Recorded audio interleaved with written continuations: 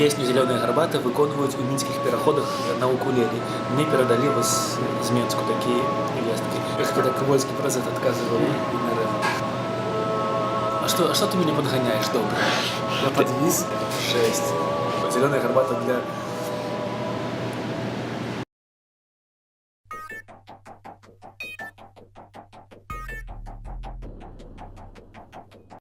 Прывітанне, меня зовут Андрей Стекінданг, і мы пачыналі здымаць гэта відэа ў хінскай рэстарацыі, але там было шумна, і вось мы спусціліся ў метро. Трэба расказаць пра сябе. Ці не трэба? Не, ўжо не трэба, дзякуй. Лук гэта вельмі крута, і в прынцыпе я за лук, але я разумею, што ім авалодаць я не змагу. У дзяцінстве, калі мы там гулялі у індзейцаў, то мы з лукам там бегалі, стралялі, але цяпер гэта без шансу. Мяч больш проста ўзяў і дзяўбіў па галаве кому-небудзь. Дзяўбіў не па галаве, а па манекену. Па галаве манекену. Таму я за мяч.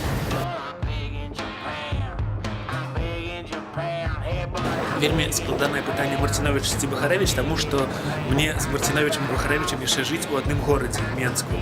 Але я адкажу так, паколькі я чалавек не дужа інтэлектуальны, то я выбіраю Марціновіча.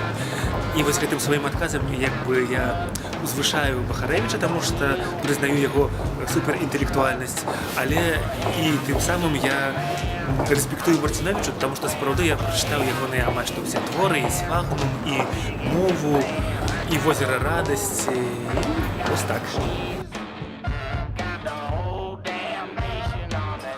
Калі б у мяне быў выбар такі вось на працягу аднаго году пісаць песню, альбо штодня пісаць па адной песні, то Езус Марыя, я не магу не пісаць песні, яны заўсёды пішуцца, але пісаць штодня адну песню, ўжо завершаную, то не, лепш я буду пісаць адну цэлы год, але гэта будзе такая песня, як опера.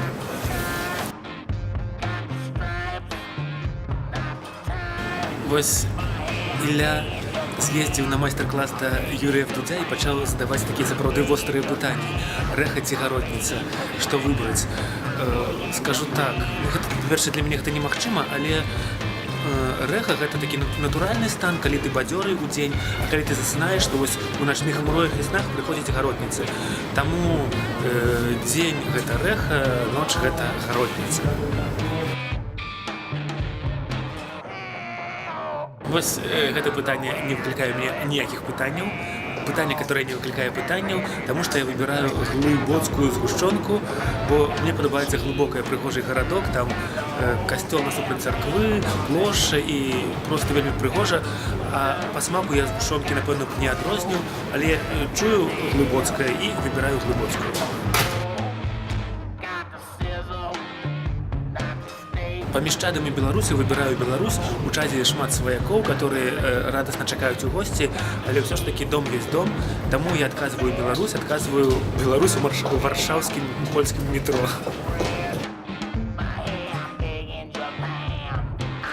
Ілля, прабач, калі ласка, я адбіраю чорную каву. Гэта я не адносна песні, таму што зялёная гарбата для мяне гэта напой не для... Хацеў сказаць, зялёная гарбата напой не для мужикоў, але цяпер так нельга казаць. Карацей, зялёная гарбата гэта не мой напой, таму што мне смак у роце рыбы, мыла ад зялёнай гарбаты, а чорная кава з задавальненнем, чаму б не. Колькі словаў пра гэты праект, ён надзвычай круты, і я нават трохі заплаціў Іллі Фаляжынскаму, ну не трохі, а шмат, каб патрапіць вось сюды да яго і апынуцца ў кампаніі Алесі Снега, які ўжо быў у гэтым праекце некага невядомага польскага фацэта, які таксама тут ужо здымаўся ў Іллі. Ну і вось я трэці, і мне вельмі прыемна, таму за гэтым... Як называецца праект яшчэ раз? На адно слоўца. На адно слоўца, за ім мільярдныя прагляды на Ютубе.